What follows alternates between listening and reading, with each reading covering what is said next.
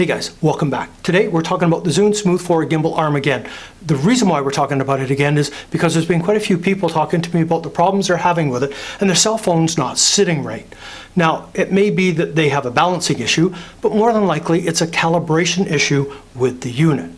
Now, there is 3 methods of calibrating the unit, and you kind of start at number 1, calibration, and work your way down the list until you get it right. So we've got initialization, we have 6-sided, and we have fine motor adjustments. Those are the 3 calibration methods for the smooth arm. Let's get into it. Let's get this straightened out and get you creating that epic video.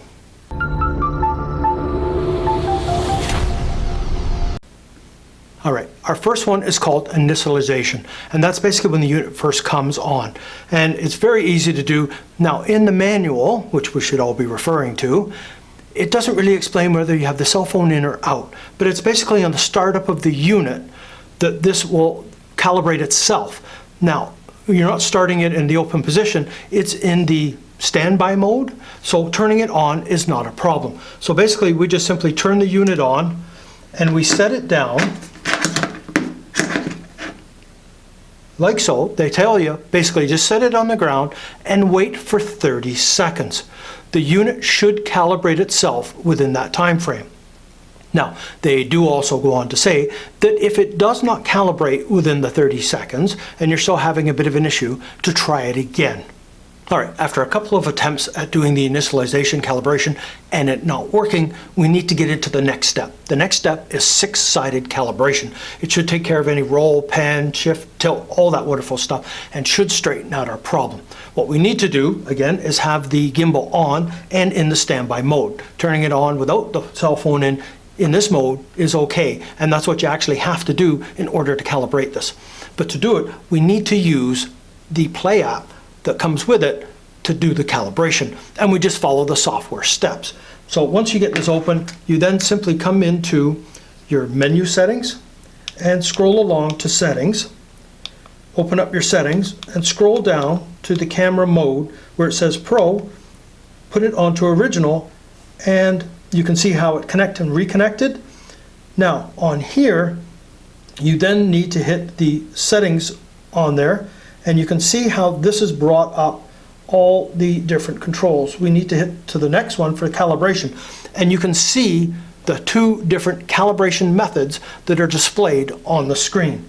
You then simply click in to the 6-sided calibration and follow it step by step. It's simply a matter of putting your gimbal in various positions like this, going through the different positions, watching the app, because it'll tell you when it's completed that piece and to go into the next move for the gimbal to sit in while it calibrates it. And you just simply go through them all. It's that easy. The motor calibration will be the next one if this fails. Let's have a look at the fine motor calibration. Basically, click on to your settings.